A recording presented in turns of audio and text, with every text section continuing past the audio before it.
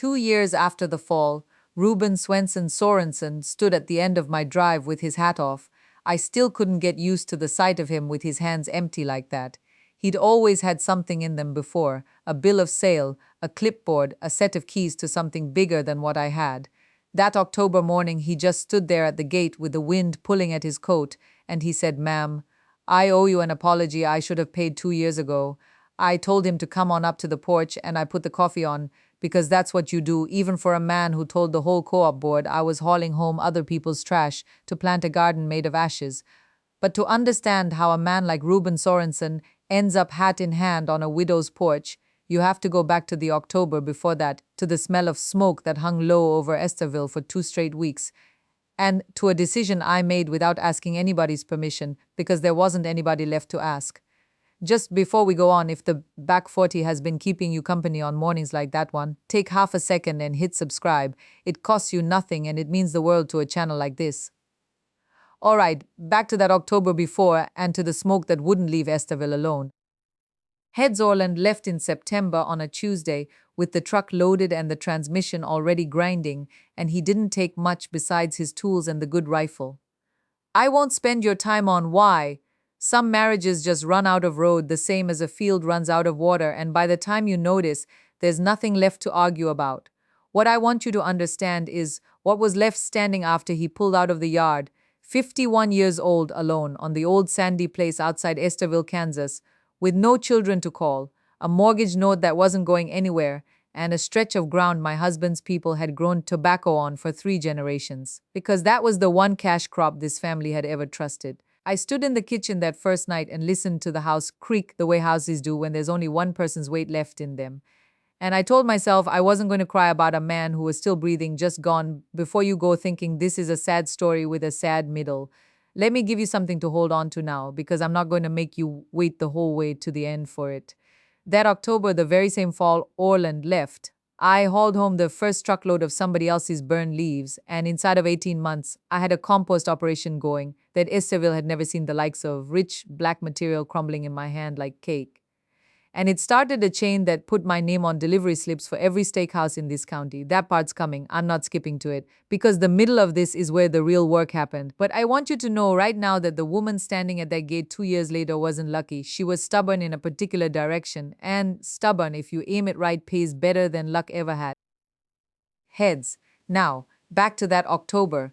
The first Saturday after Orland's truck cleared the county line, I drove into town for feed and passed by 3 separate places where the smoke was rising, thin gray columns going straight up, because there wasn't hardly any wind that morning.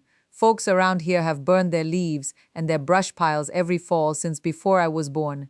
Nobody thought a thing of it. It was just what you did with what fell off the trees and what got raked up out of the fence rows. You put a match to it and let the wind take the ash.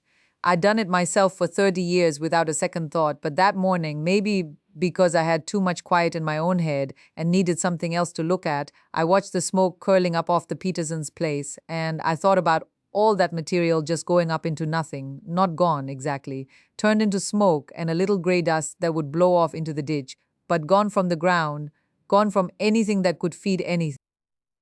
I want to explain something here, because it matters to the rest of this story, and it's not just me talking pretty about dirt. When you burn a pile of leaves and green brush the way most folks burn it, out in the open with plenty of air getting to it, you're not making charcoal. You're making ash and smoke and not much else, because there's too much oxygen feeding that fire, and the material is gone in an hour, having given up almost none of its carbon to anything useful. Leaves and dry brush, left loose and burned that way, are mostly volume and moisture. They flash up bright, they smoke something terrible, and they leave you a thin skiff of white ash that the next good rain carries off into the borrow ditch. There's a difference, and it's not a small one, between burning something up and turning something into charcoal, and that difference is air. Char comes from starving a fire of oxygen while it's hot enough to drive off the water and the volatile parts of the wood. So what's left behind is nearly pure carbon, dense and dark and able to hold on to both water and nutrients the way loose ash never could. I didn't know that with any precision the morning I'm telling you about. I only knew, standing at that stop sign with my truck idling, that burning something to nothing seemed like a waste when I had 300 acres of ground that hadn't grown anything but tobacco, and Lately, not even much of that. I did something that Saturday I'd never done in my life. I turned my truck around, drove up the Petersons lane, and asked Carl if he minded me taking his leaf pile instead of burning it. He looked at me like I'd asked to take his mailbox. Take it where, Selma, he said, and I told him I didn't rightly know yet, I just wanted it. He laughed, not unkind, just puzzled, and said, Take all you want, ladies, saves me the matches. I loaded that truck bed twice, packed it down with a rake so I could get more in, and drove it home to the sandy place, and I dumped it in the corner of the old hog lot where nothing had been kept in 30 years. It looked like nothing. It looked, if I'm honest, like a woman who'd lost her husband a month before, had gone a little strange in the head and started collecting other people's yard waste. Word travels fast on a section line. By the following week, I'd been to 4 more places: the Dwyers, the Hollenbecks, Old Man Tice, out past the grain elevator, and every one of them let me haul off what they would have burned, mostly because it cost them nothing, and because a woman alone doing something odd is more curious than threatening. I want to be honest with you about the scale of what I was building, because it wasn't a garden plot at first, it was a heap. By the middle of November, I had a windrow of leaves and brush and grass clippings running near 60 feet long behind the old hoglot fence, and I had exactly no plan for what came next, beyond a stubborn feeling that fed ground grows something and burned ground grows nothing, and I intended to prove which one I was standing on. Eds, that's when Reuben Swenson Sorensen noticed me for the first time in any way that mattered. Reuben ran the biggest operation for 15 miles in any direction, 4,000 acres if you believed his talk, and probably 3,500 if you counted honest. And he sat on the co-op board, which meant he had an opinion on everything that moved through this county, whether anybody asked for it or not. He pulled his truck up alongside mine at the feed store one morning in late November, rolled his window down, and asked me straight out if it was true I was hauling trash home from half the county. I told him it wasn't trash, it was leaves, and I intended to make something out of them. He laughed loud enough that 2 other trucks in the lot turned to look, and he said, Selma, that ground your husband's people grew tobacco on for 60 years isn't going to turn into a garden because you piled up some leaves behind the hog lot. Some dirt is what it is. You'd do better selling out to somebody who knows what this ground wants. I didn't answer him. I paid for my feed, loaded it myself because there was nobody there to help me anymore, and drove home. But I want you to remember that exchange, because Reuben Sorensen is going to come up again in this story, more than once, and every time he does, it's going to cost him something. Right up until the morning I started telling you about the one with his hat in his hands at my gate. Heads. Winter came on hard that year, the kind of cold that locks the ground before Thanksgiving and doesn't let go until March, and I spent most of those months doing the only thing there was to do with a fresh windrow of green material sitting in a Kansas winter, which was turn it and wait and learn. I bought one book on composting from the extension office in Ashland, the kind of pamphlet nobody reads twice, and I read it 4 times by the wood stove, those long nights with nobody else in the house to talk to. I learned that a pile like mine needed turning every few weeks, so the middle didn't smother and the outside didn't dry to nothing. And I learned slow and by feel more than by the book what a handful of that material should smell like when it was working, right? Which is something like a forest floor after rain, and nothing at all like rot. Heads. By February, I had my first real education in what happens when you get it wrong. I'd let the pile sit 2 months without touching it, too cold and too tired most days to climb out there with a fork, and when I finally broke into the middle of it, half of it had gone slick and sour, matted down into something closer to black paste than the crumbling material I'd been picturing. It smelled like a ditch nobody wanted to stand near. I stood out there in the February wind with a pitchfork in my hand, and I nearly gave the whole notion up right then. Told myself Reuben Sorensen had been right, and I was a 51-year-old woman playing in the dirt because she didn't know what else to do with her hands. I want to be honest about that moment, because it's easy, watching a story after it's already turned out fine, to think the person living it never doubted herself. I doubted myself plenty that February afternoon, standing over a stinking pile with the wind cutting through my coat, wondering if I'd trade every bit of my pride for Orland's truck pulling back up the lane. Heads. But I didn't quit, mostly because quitting meant admitting Reuben was right in front of half the co-op board, and I was not yet ready to give that man the satisfaction. I turned the whole pile by hand over 3 freezing afternoons, breaking up the sour clumps and mixing in dry material from the edges where it hadn't gone bad, and I started keeping a rougher balance after that: dry leaves and green clippings layered instead of dumped so the thing could breathe the way it needed to.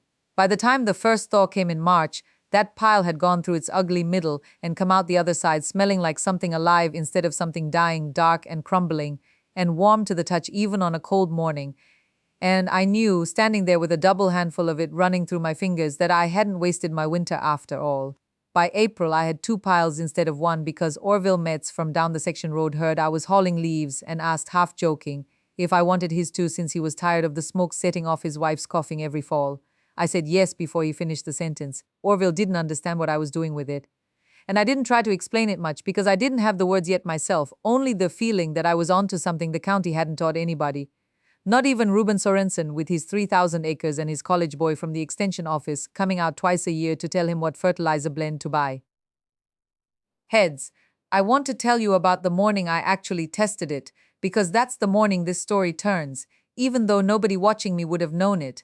I'd read in a bulletin the co-op secretary let me borrow that dark crumbled compost holds water the way sand never will, on account of the way it's built, full of tiny pockets that catch rain and let it go slow instead of all at once. I didn't fully believe it until I dug two holes myself, one in the hard clay by the fence line and one in the bed where I'd worked in that first batch of finished compost and poured a full bucket of water in each. The clay hole stood there shining like a little mirror for near 10 minutes before it gave up and soaked in. The compost bed swallowed the whole bucket in under a minute and didn't so much as puddle. I stood there with the empty bucket hanging from my hand and felt something come loose in my chest that had been tight since Orland's truck pulled out of the lane. It wasn't triumph exactly. It was more like being handed proof that the ground still listened if you gave it something worth listening to. Heads. That was the same week Reuben Sorensen said what he said in the bank lobby, and I might as well tell it now because it's the kind of thing that either breaks you or sets you, and it turned out to be the second for me, though I didn't feel that way walking out the door. I'd gone in to talk to the loan officer about carrying the note through till fall, same as half the county did in a dry spring. And Reuben was standing by the coffee urn in his good hat, the one he wore to the co-op board meetings, talking loud enough that a woman couldn't have missed it if she'd wanted to. He said a widow alone on the old sandy place had no business trying to farm it. That the ground out there had quit giving good yield 20 years back when it was still tobacco land, and that a woman raking up other men's yard trash wasn't going to change what the dirt itself had already decided. A couple of the men by the lone window laughed the short laugh men laugh when they don't want to be caught laughing. I didn't say anything. I signed what I needed to sign, thanked the loan officer, and walked past Reuben without looking at him, though I felt my face go hot the whole length of the lobby. I'll tell you the truth, though, because a story's no good without the truth in it. Walking to my truck in the gravel lot, I had a minute where I believed him, not about the raking, but about the ground. 20 years of tobacco does wear a place down. That part's not a lie, and there were mornings that spring when I looked at those two piles behind the barn and wondered if I was just a 51-year-old woman keeping herself busy, so she wouldn't have to sit still with an empty house. If he's right, I thought, standing there with my hand on the truck door, then I've spent a whole winter for nothing but a hobby. That doubt sat with me clear through supper that night, and I didn't shake it easy. Heads, what shook it, finally, was Orville Metz's mother. Though I didn't expect help from that quarter, old Mrs. Metz, Orville's mother, was closing in on 80 and still kept a kitchen garden that put younger women's gardens to shame, and she stopped me outside the co-op that same week to ask plain as anything what I was doing with all that hauled-in leaf trash. I told her, a little embarrassed that I was composting it, trying to build up the soil out at the sandy place. She nodded like that was the most sensible thing she'd heard all month, and told me her own mother used to do the same thing back before the war, before everybody got convinced that a bag of chemical fertilizer from the co-op was faster and better.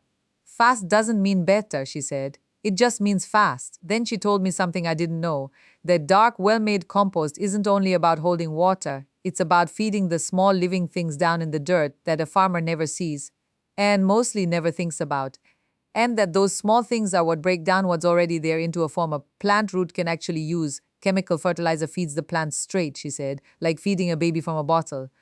Compost feeds the ground, and the ground feeds the plant the way a mother does, on her own time, in her own way, and that's a stronger kind of feeding because it doesn't run out the first dry week. I stood there in the parking lot with a sack of chicken feed in my arms and felt like somebody had finally handed me the second half of a sentence I'd only been saying the first half of. I went home that afternoon and turned both piles again, and this time I didn't just dump leaves and clippings in without thinking. I started layering the way Mrs. Metz described her own mother doing it: browns and greens, dry leaf and green grass clipping, back and forth, the way you'd build a cake instead of just tossing everything in a bowl. And I kept at it right into May, hauling from 3 more of the neighbors who were glad enough to be rid of their yard burning, since the county had started fining folks for burning without a permit on windy days anyhow. Reuben Sorensen burned his brush piles right out in the open that spring, same as always, and I watched the smoke go up over his fence line more than once, and thought about what Mrs. Metz had told me, that all that carbon and all that living material was just going up into the sky as smoke instead of down into somebody's ground where it could do some good. Heads, by June, I had 4 beds worked up instead of the one test bed, and I put in vegetables I hadn't planted since Orland and I were first married, back when we still thought we'd have a house full of children needing fed. Shaking their heads. Tomatoes, peppers, a long row of herbs I put in, mostly on a whim, basil and rosemary and thyme, because I'd read somewhere that herbs grown in rich living soil carry more oil and more flavor than herbs grown quick and hard on chemical feed, though I didn't have any way of proving that yet, only the hope of it. Their head, the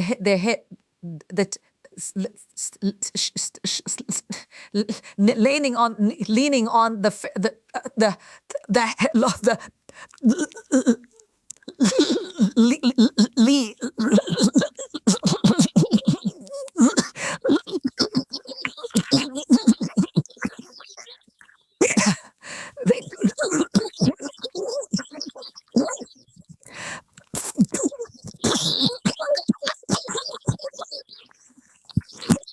and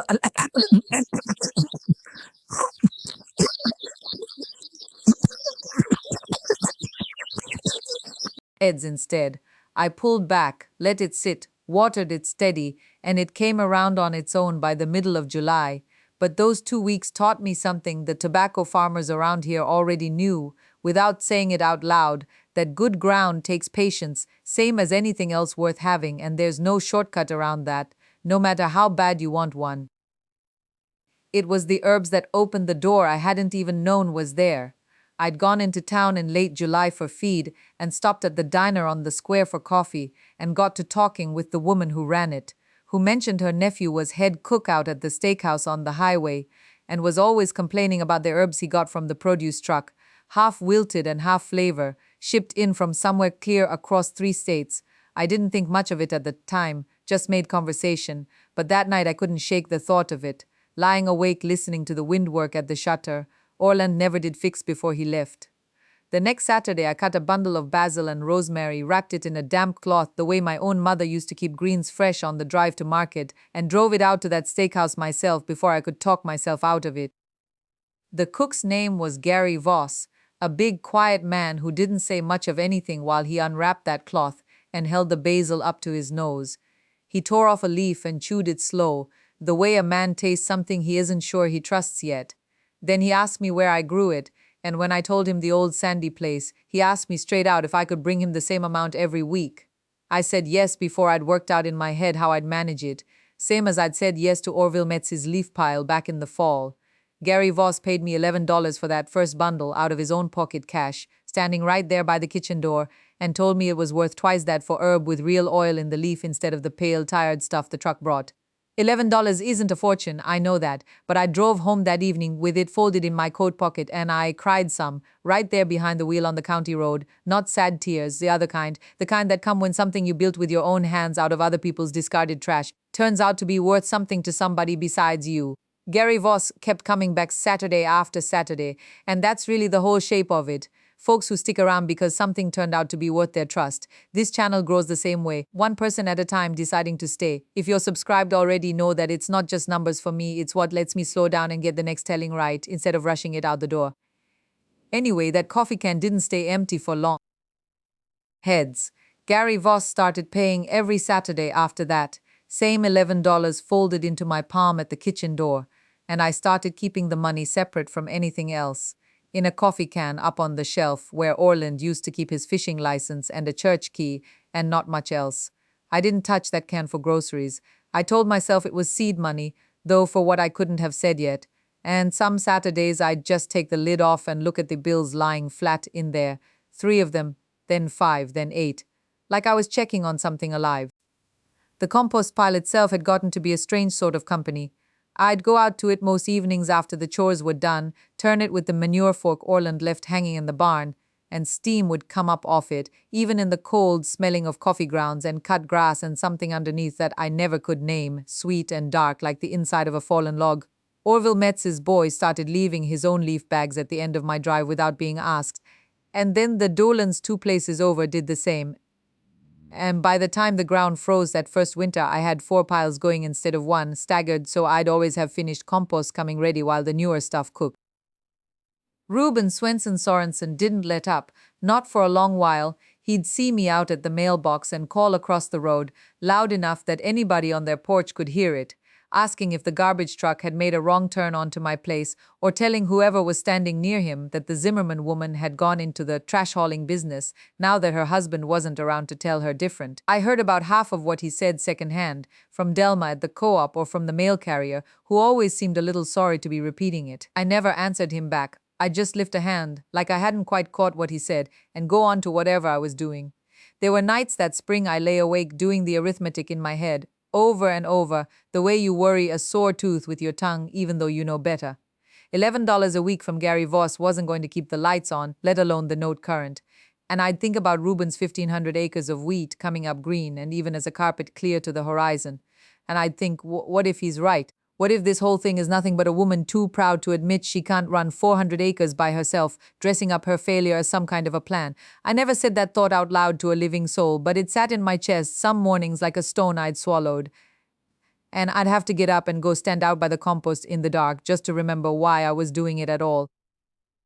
What kept me going, more than the coffee can or Gary Voss's $11, was the dirt itself.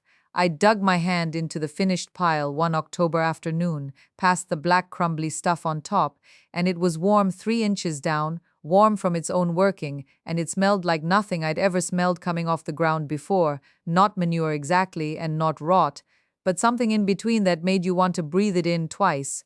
I carried a double handful of it over to where I'd started my first real bed, behind the old smokehouse where the soil had always run thin and gray no matter what. Orland's father tried to grow there, and I worked it in with my hands instead of a tiller, kneeling in the dirt in my barn coat like I was praying over it. The basil that came up in that bed that spring was different from anything I'd grown before, the leaves thicker, almost waxy, and when I tore one and held it to my nose, the oil hit me before I'd even finished the motion. I picked a bundle and drove it out to Gary Voss without him asking, just to see what he'd say, and he held it up the same way he had the first time, tore a leaf, chewed it slow. He didn't say much, but he ordered double for the next week, and told me the chef 2 towns over at the cattleman's table had been asking around about where he got his herbs, because word had gotten to him some way or another that Gary's kitchen had started tasting different. I hadn't planned on more than the one steakhouse. I hadn't planned on any of it, if I'm honest, past getting that first leaf pile off Orville Metz's burn barrel before it went to smoke. But a second cook calling, unprompted, about herbs nobody had told him to ask about, that put a different shape on things in my mind. I started keeping a tally on the back of an old feed receipt, how many bundles, which restaurant, what day, the same kind of bookkeeping Orland used to do for the cattle he'd sold off years before he left. And seeing my own handwriting fill up that column made the whole business feel less like a woman's foolishness and more like something with a spine to it. By June, the tally on that feed receipt had run out of room, and I'd started a second one, and then a third, folded together and rubber-banded like Orland's old cattle books used to be, back when he kept a running account of every steer that went out the gate. I didn't tell anybody in town what I was doing out behind the smokehouse. I didn't have to. Reuben Swenson Sorensen had eyes on every quarter section from the co-op elevator to the county line. And eyes working for him besides. And it wasn't 3 weeks before he pulled his truck up alongside mine, at the gas pumps on the highway, and rolled his window down slow, like he was doing me a favor just by looking at me. "Heard you're peddling weeds to Gary Voss," he said. "Didn't figure you for a huckster, Selma. Figured you for a woman who'd learn her lesson about that place and sell it before it sold her heads." I didn't answer him right off. I finished pumping my gas and screwed the cap back on, and only then did I look at him, and I said, "It's basil, Reuben, and parsley, and some thyme I started from cuttings a woman up at Esterville Feed gave me for nothing." I didn't raise my voice. I never raised my voice at him, not once in 2 years, and that seemed to bother him more than shouting would have. You're welcome to come see it sometime. I've got better things to do than look at a woman's garden. Suit yourself. I got in my truck and left him standing there with the nozzle still in his tank, and in the rear view I watched him watch me go, and there was something in his face I hadn't seen before, not quite anger, more like a man doing arithmetic he didn't like the answer to. That was the last week of a dry stretch that hadn't broken since the middle of May, the kind of dry that turns the ditches to hardpan and makes the wheat stubble crack under a boot heel.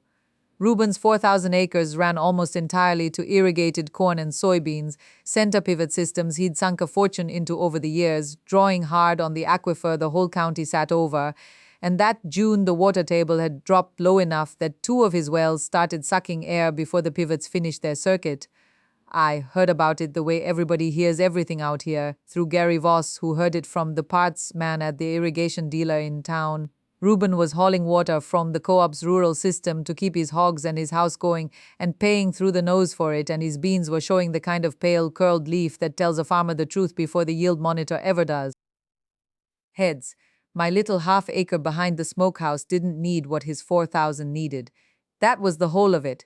When you got down to the bone of the thing, the compost I'd been feeding into that old gray dirt for 2 years held water the way a sponge holds water, not the way sand does, and old Orville Metz's cast-off leaves and Delmer Ann's burn pile and every other truckload I hadn't been ashamed to go and ask for had turned that ground into something that drank a rain and kept it, instead of shedding it straight down through to nowhere.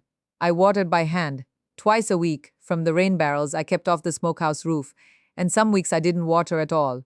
The basil didn't know there was a drought going on. The parsley bolted a little early from the heat, but it never wilted flat, the way store-bought starts wilt in a bad August. Gary Voss noticed it before I said a word about it. He'd been buying from me steady since spring, first just for himself, and then, once the word got to the cattleman's table, for them too, driving the extra herbs over himself in a cooler in the bed of his truck because he said it tickled him to be the middleman in something that tasted that good. In late June, he stopped by the house instead of waiting for me to bring the bundles into town, which he'd never done before, and he stood at the edge of the smokehouse bed with his hat pushed back and just looked at it for a good while. "Whole county's brown as a biscuit," he said finally, "and this looks like it rained on you last night." "Heads didn't," I said. "Hasn't rained here since the 9th. He crouched down and put 2 fingers into the dirt, past the first knuckle, and pulled them out dark and cool-looking even in the noon sun, and he didn't say anything for a second. Then he said, "You know what this is worth to me right now? Not the herbs, this." He meant the ground itself, the black crumbling handful of it, and I understood him, because I'd come to feel the same way about it, that the leaves and the herbs and the money were really just what grew up on top of something that mattered more underneath. It was the dust storm at the end of July that did the rest of the talking for me, the kind that comes up fast on a south wind after weeks of no rain, when the fields that have been worked bare and worked hard start to lift right off the earth and go traveling. It hit Esterville on a Thursday afternoon, turned the sky the color of a 2-day bruise, and by the time it blew through, half the county was out checking on stock and covering wells and taping doors. Reuben's ground worked clean and fallow on the West 80, where the beans had already given up, went up in a brown wall that you could see from the highway. And it took with it what the drought hadn't already taken, a skin of topsoil he'd never get back, no matter how many good years followed this one. My half-acre didn't move an inch. It was covered in leaf mulch 3 inches deep. The same stuff the county had been laughing at me for hauling home in the bed of my truck for 2 years, and mulch doesn't blow away the way bare dirt does. It sat there and drank the grit right out of the air and heads. Somebody photographed it. I never did find out who. My little green square sitting there untouched with Reuben's scoured field running right up against my fence line on the other side, and it went around town the way pictures go around a small place, from one phone to the next, faster than any voice ever could have carried it. Doris Kettering, who bagged groceries and had never once in 2 years said a word to me about the leaf hauling, told me at the register that everybody had seen it. "That's you, isn't it?" she said. That green patch, I told her it was, and she just nodded slow, like she was filing something away. Reuben didn't come to me. I want to be honest about that, because I know how these stories are supposed to go, and that's not how it went. Not right away. What came instead was an order 3 days after the storm from the kitchen at the Cross Timbers Grill out on the highway, a place that fed truckers and ranch families and had never bought so much as a sprig of anything from me before. Then the diner in Esterville itself. Then, near the end of August, a call from a supper club 2 counties over that Gary Voss had apparently been bragging to about the Zimmerman place without ever once asking my permission, though I forgave him for it the minute I understood what it had done. By September, I had 5 kitchens taking herbs off that half-acre every week, standing orders written down and signed, and I'd had to put in 2 more beds just past the smokehouse to keep up, feeding them the same way, leaf and rot and patience, because I wasn't about to change what worked just because more people wanted it. It was the middle of October, cold coming into the mornings, frost some nights on the low ground, when Reuben Swenson Sorensen finally came to my door, not to the field, to the door, and there was a folded slip of paper held out in his hand before he'd even said a word, which for a man like that was its own kind of confession. I opened it and he stood there a second before he said anything, and when he did, his voice didn't have any of the gas station edge left in it. "I lost 11% of my ground to that storm," he said. 11% gone for good, and I've farmed that section 31 years. He turned his hat over once in his hands. "I came to ask you what you're doing to that dirt behind your smokehouse, not to laugh at it, to ask." I could have made him wait. I thought about it just for a breath, remembering the gas pumps and the huckster remark and 2 years of remarks before that one, but it wasn't in me to do it, not really, and I think if it had been, none of the rest of this would have come out right. I told him to come around back, and I showed him the compost bins Delmer had helped me build out of pallets, and the leaf piles breaking down in their slow brown way, and I told him what I'd learned about carbonizing wood scrap into char for the pit smoker I'd started selling on the side, and about sorting the herbs by leaf size before I ever loaded a crate, because a mixed bundle only ever brings what the sorriest sprig in it is worth. He wrote some of it down on the back of a co-op receipt, the same kind of paper I'd started my own tally on, and I thought there was something fitting in that we'd both ended up keeping our books the same humble way. "Heads, I don't guess I've got the years left to build ground the way you've built this," he said, when we'd walked the whole half-acre and come back around to the front. "You've got the years," I told him. "You've just been spending them running water uphill instead of holding what falls on you." I didn't say it to cut him. I said it because it was true, and because he was standing there ready to hear it finally, in a way he hadn't been ready 2 years before. He didn't say much else. He put his hat back on and thanked me plain and got in his truck, and I watched him go the same way I'd watched him leave the gas station that day in June. Except this time there wasn't any arithmetic left unsettled in his face. I stood there a moment longer than I needed to, looking at the ground he'd just walked, and I thought about how many more of these visits there'd likely be before winter set in proper. If you're new to this place, this is where I keep that account week to week, the ones that go right and the ones that don't, and I'd be glad of the company if you want to stay on for it. There's no charge for sitting at this table, only for showing up again. Come on back next time and I'll tell you about the day they mocked the bruised fruit she bought for pennies. I've got the whole of it, and it's worth the hearing. But before that, there's this year's still to close out, and I want to tell you how it ended. Heads. I think about Orland sometimes, out wherever he is now, and I used to wonder if he'd hear about any of this, the herbs, the steakhouses, the county coming around to stand in my garden with their hats off. I don't wonder anymore whether it would matter to him. It doesn't matter to me the way it might have once. What matters is that I built something out of what everybody else was burning, out of the piles they never once looked at twice, and it held when the wind came for the rest of us, and it's still holding now, going into another winter, another round of green coming up green, when it has no business being green at all. It doesn't work if you skip the press and the binder, you burn it hot, without a little starch paste or clay in there. All you're left with is black dust. Nobody's buying. And don't try cooking it out in the open air like I did that first year. The smoke alone will bring the county down on you faster than the char ever paid for itself. There's a saying my grandmother used to repeat, and I didn't understand it as a girl the way I understand it now, working this ground alone. Don't put all your eggs in one basket. I used to think that was about eggs and about baskets, and not much more. I know better now. It's about a man with 4,000 acres in 2 crops and 2 wells that quit on him the same July. And it's about a woman with a half-acre and 5 different things growing in it at once, none of them worth much alone, all of them worth something together, and a floor under all of it that doesn't wash away when the sky turns against you. Heads. Before I let you go tonight, I want to ask you to stay a little closer to this porch than you have been. If a story like this one is worth anything to you, the way it was worth something to me telling it, then follow along for what's coming, because I'm not done yet, not by a long stretch. And come on back next time, because I'll tell you about the woman who wouldn't say no to bruised fruit nobody else wanted, when they were paying pennies a pound just to get it off their hands. I won't tell you tonight how that one ends. I'll only say it's worth the waiting. The leaves are still coming down out here, another year's worth already piling up along the fence, and I expect I'll be out there again come morning, doing what the whole county once laughed at me for doing, and glad every single time that I never stopped.